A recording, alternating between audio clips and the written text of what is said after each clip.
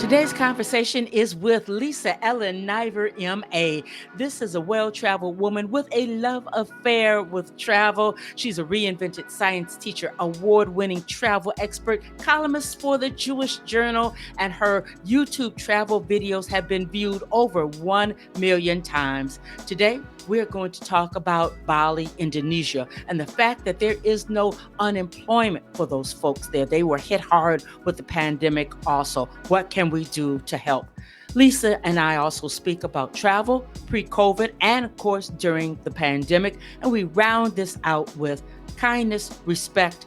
What does this have to do with travel? But first, today's episode, it comes to you from podcastacademyonline.com, a virtual academy that graduates podcasters. 7 weeks, live online group sessions heavy on how-to instruction, information, and accountability. Graduate with your custom-designed functioning podcast. Podcastacademyonline.com, designed with the adult learner in mind. Schedule a free consultation. Visit the website podcastacademyonline.com.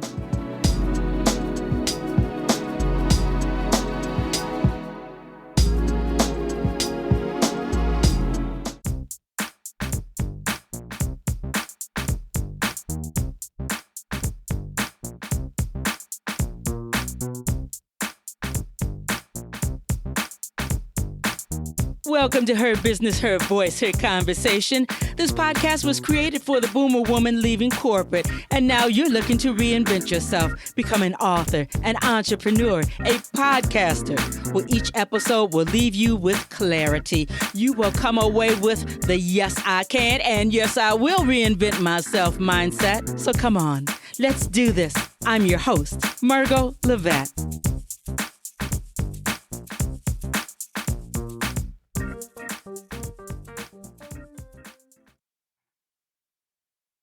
Hello, everybody. Welcome back. Another episode here at Her Business, Her Voice, Her Conversation. Well, I tell you, I had a conversation with this guest, today's guest. I think it was last year, maybe year before. I know it was before COVID hit. And this woman is so well-traveled. I thought I hit a few spots. She just shut me down. And I shut down gladly to listen to her story. A science teacher who, I like to use my word, reinvented to become a travel goddess. And when you go to her YouTube channel and look at her videos, and it just makes you want to keep your passport hot and ready. I'm talking about science teacher, award-winning travel expert. She's gone to 101 countries, 6 continents. We said travel videos, that place over there on YouTube has taken over 1.3 million views. I'm talking about Lisa Niver. Woohoo! Welcome, Lisa. Man. Oh, Margot, I'm going to hire you as my publicist. You're amazing. What a great intro. Thank you. Wow. Thank you. I tell you, people my age, we long to live, to travel and explore. And some of the places that you've gone to, Lisa, we will never see. So we have to lean up on you've been there and the richness of your videos that you bring back for the rest of us. I mean, National Geographic, ladies and gentlemen, this woman is no stranger to media, to articles, to television. Her footprint is deep. You're talking about digital and print footprint. This lady, Lisa Niver, has it. So I want to welcome you. Oh my goodness. Thank you. Oh, goodness. I'm honored to be on your show again. Thank you so much for inviting me again. Oh, open door policy for some folks, and you sure have it. But I've been thinking about the pandemic and feeling very heavy about, and I'm not trying to say that everybody here in the States should be vaccinated. I think it's up to people, their own decision.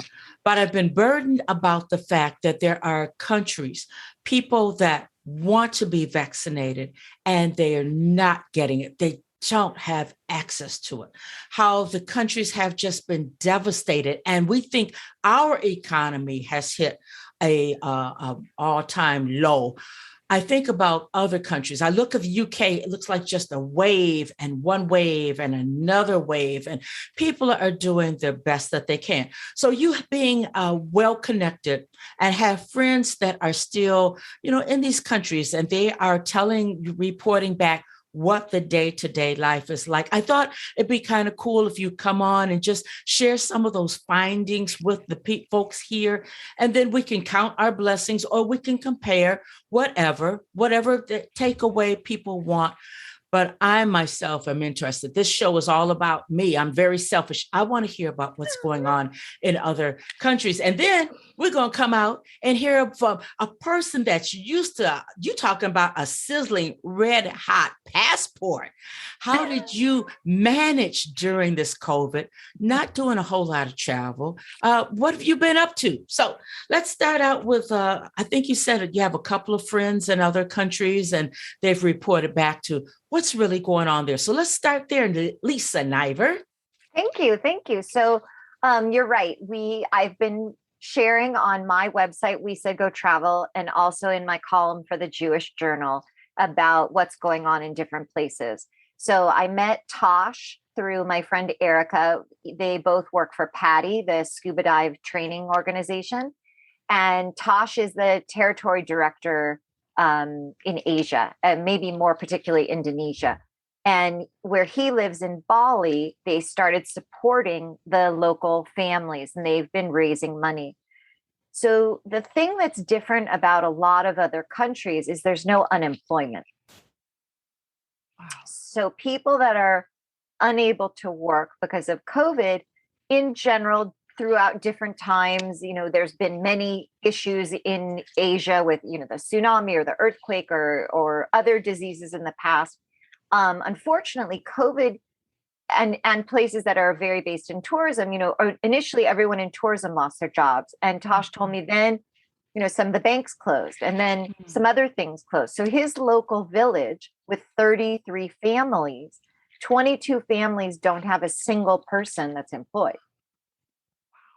So he's been raising money and doing food, essentially like care packages. So he said 100% of the money he takes in, it all goes to food. That's what they've determined in their area is the best way for them to work. And so I put that up on my website with his words and his pictures and a PayPal donation. So I feel like that's really the best thing I can do with my influence is to share stories. Like you said, some people might never get to Bali. I'm in California, it is quite a long journey by plane. And I mean, right now it's not open, but in the past. And so I felt like that was honestly the least I could do. I sent money, I put the information up, and I hope that it makes a difference. And then another friend of mine is a physician. I met him in India, oh my gosh, probably more than 10 years ago, Jonathan Reisman. And he has a book coming out in October. And he has he's been working in India for years with healthcare, but they started a COVID relief project and they were specifically focused on oxygen and working to like help support ventilator issues. And so he shared that information with me and I put that on my website also. They actually had a GoFundMe. I know everybody now with technology is like one has a GoFundMe and one has a PayPal. But I feel like those are people I know. Mm-hmm. And I feel confident sharing that that money raised is doing local good. Okay. And I'm glad that you said that because so many people, they're reluctant to give because so many times we give and we find out later on down the road, it didn't even reach the parties so in need. So as we felt good about giving, we later said, well, shoot, I was shystered, so I'm glad that you qualified that. People in dire need. I mean, not in need, dire need. Such a challenging time. And we had spoken previously about the South Pacific. And so I did reach out, unfortunately, with the South Pacific and COVID in the effort to keep the islands protected. They've been closed now completely, basically all of 2020 from March. And as far as the information I've gotten, most of the areas, except for Tahiti. Most of the areas will likely remain closed all this year. Wow. So let me process that along with anyone else that's listening. They have been, and their economy is built upon tourism, correct? Mainly tourism at this point, yes. Or prior to COVID, yes. Completely shut down. No unemployment. Just so here we are in the States, and we are barking about being down 6 months, 7 months. And I understand our systems are built differently. I understand that. But when you look at that, that's like in your face, like apples and lemons. Which one would you prefer? And then they don't have, Lisa, they don't have access to the preventive measures like we do. Am I correct on that? Or I don't know. When you say preventive measures, do you mean vaccination? The vaccination, the masks, that type of thing.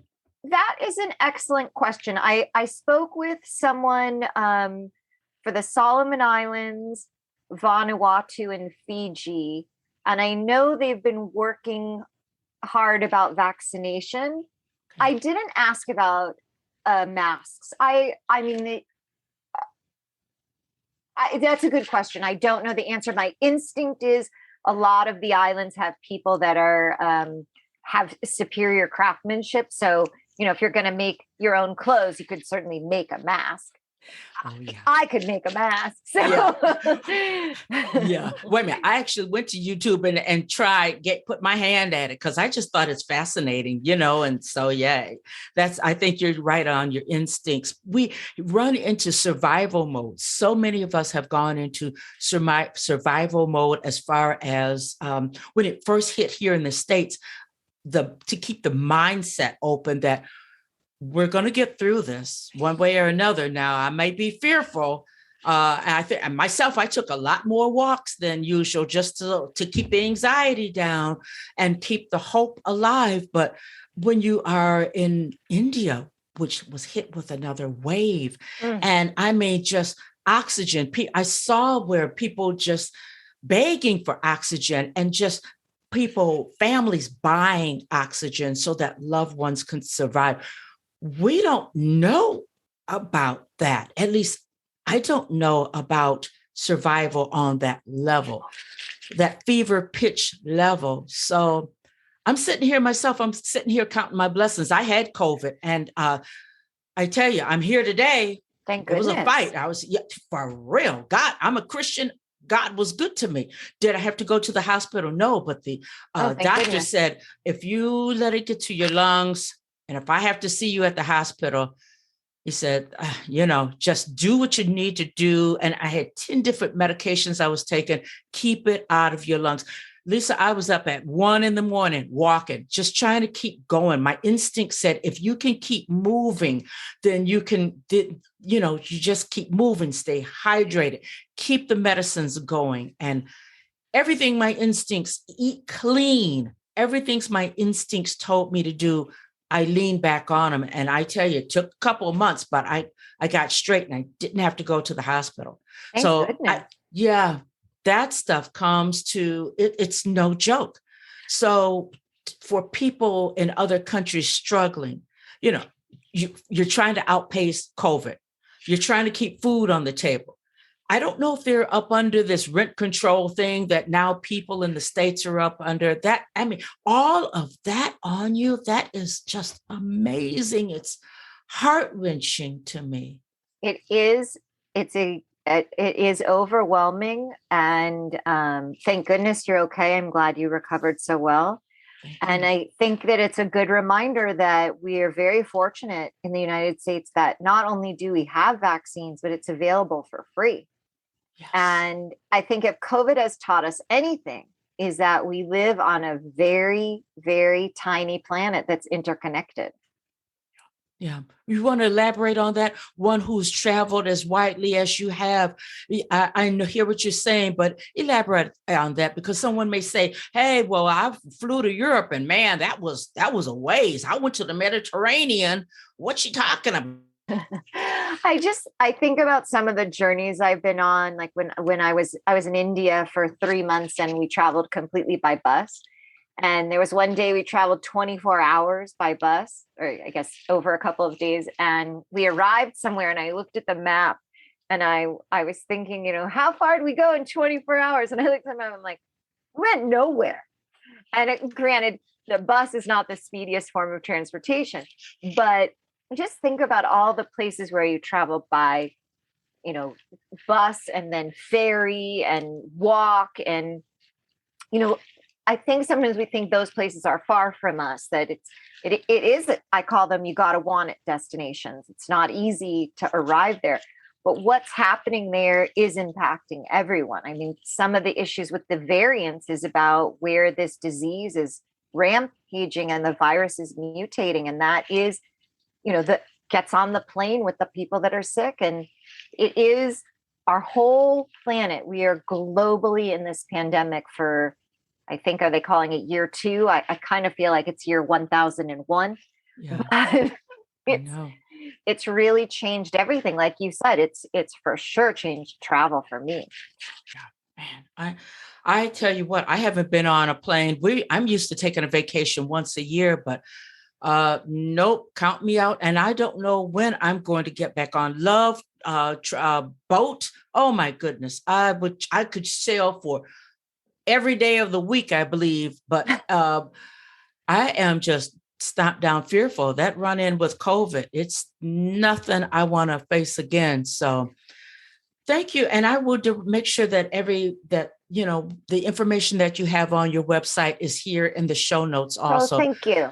We have to make sure that we take care of our sisters and brothers globally, because I understand the United States is giving vaccines out. We're shipping over vaccines in different countries, as I think that we should.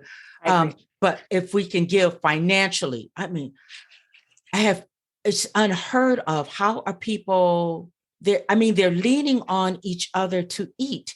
They're leaning on each other to keep going. Whereas we do have unemployment here. So once again, counting our blessings. Yes. But the big picture is you, the travel goddess. You, dear lady, have been busy. Just today, go over to, we said go travel over on YouTube. You're going to find Lisa taking us back to the future, the exhibit that's now being shown and it's open at the Hollywood Museum. I was blown away when I saw it. I thought, this lady lets no grass get under her feet. If it's local, she's going to find it. She's there. So tell us what you've been up to lately, in spite of COVID. Well, you're right. Yesterday, I got to go to the Hollywood Museum. And one of the things I was most excited about being there is the Back to the Future exhibit. They were giving a donation to the Michael J. Fox Foundation to support their research for Parkinson's. And so I feel like I obviously love, as you've said, to be out and about, but I really like to know the story of the place. And I loved the Back to the Future movies, and I recently read Michael J. Fox's latest book, and I just feel that, Parkinson's is a disease that needs support and research, and the Fox Foundation is doing amazing work. And I thought, what a great opportunity to have a great time and share information. And I've done some local trips. I met one of my editors and we went walking in Pasadena, and I did visit some college friends. I did get on a plane, but the first time I got on a plane was after I'd been 450 days in Los Angeles. Oh, I heard that.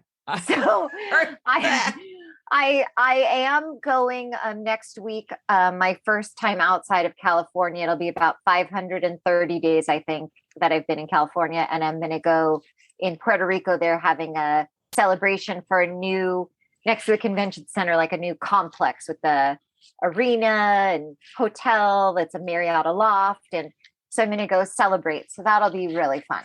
Yeah, still within the States, but not going. I have a friend who's trying to get to Ireland in November, and I'm just thinking, Well, I hope you get back all right. I would hate to go to Europe or Spain, UK, someplace and end up sick and then can't get back. I mean, it seems to me if you're within the States, you have that margin of protection. It's not so far away. Am I correct in feeling that way? What do you say?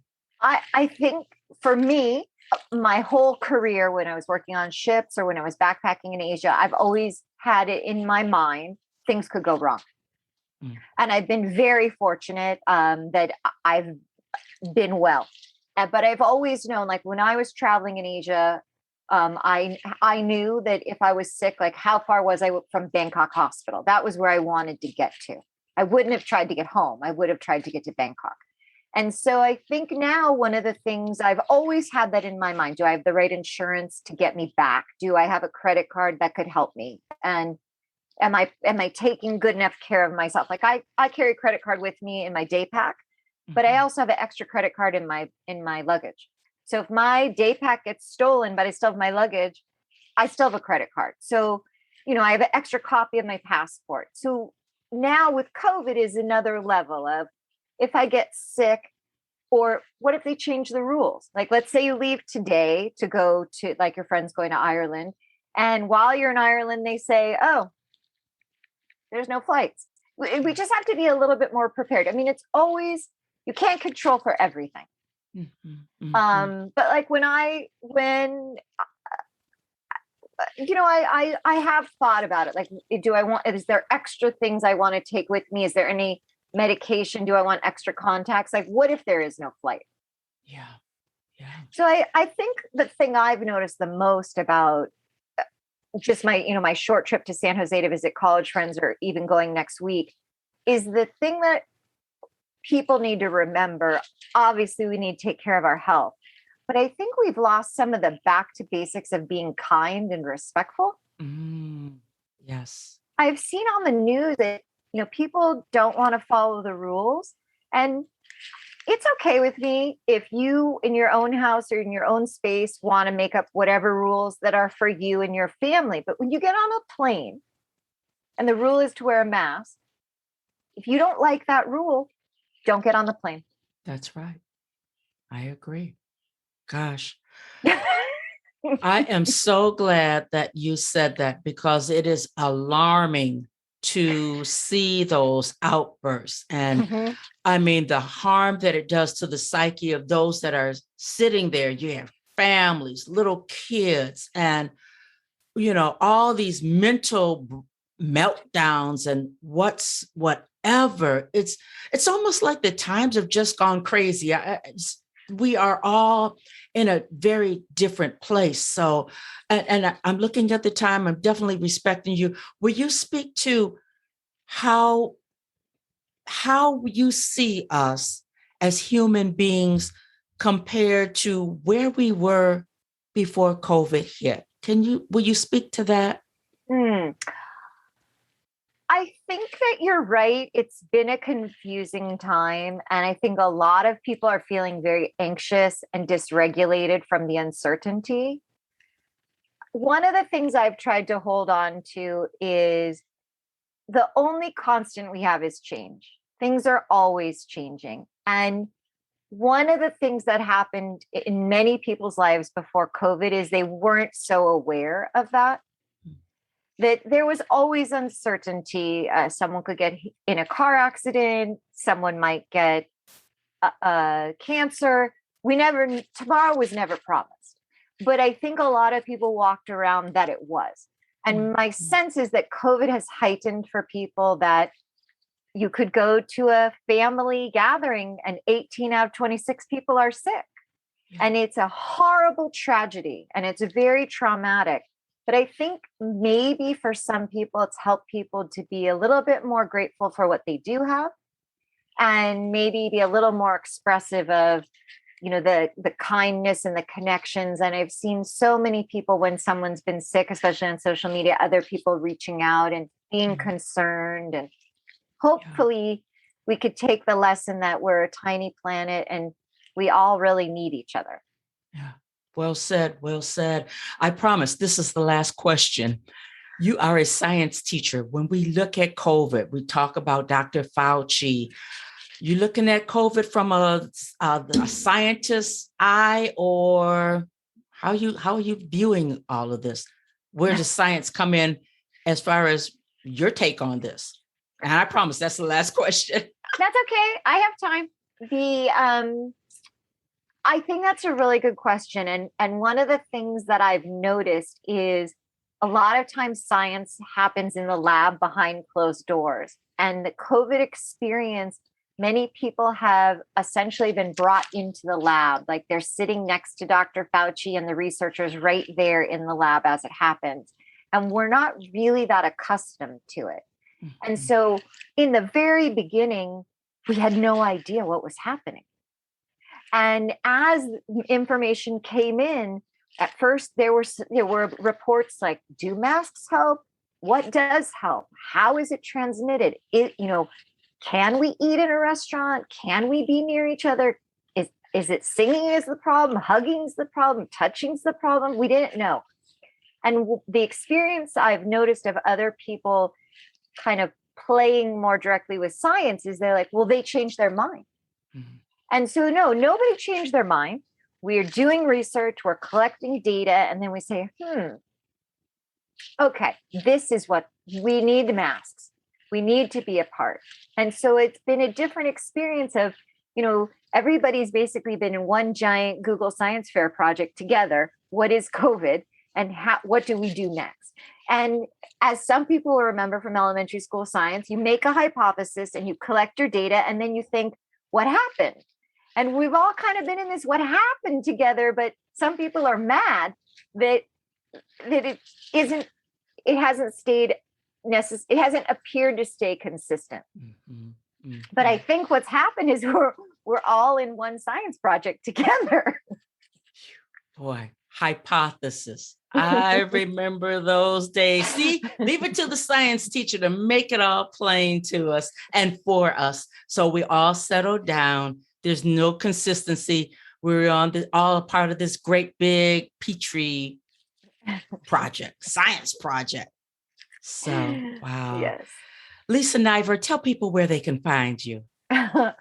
Well, again, thank you so much for having me. My website is We Said Go Travel. And on YouTube, the videos you talked about are on We Said Go Travel. But you can find me on Twitter, Facebook, and Instagram at Lisa Niver. My last name is Niver, like diver. Now that's mimeomonics. I had to go that way also. Wow, this is so great. I knew that you always bring such richness and insight. And when we can look at each other as one, as you are able to bring the globe together for all of us, it's very important. So thank you, travel goddess, Lisa Niver, as in diver. And thank you, audience, for listening. There's strong takeaways here. So don't just I will ask you to share, listen again, and be sure to share. I'll be back next week with another episode here. Her business, her voice, her conversation. Bye-bye now.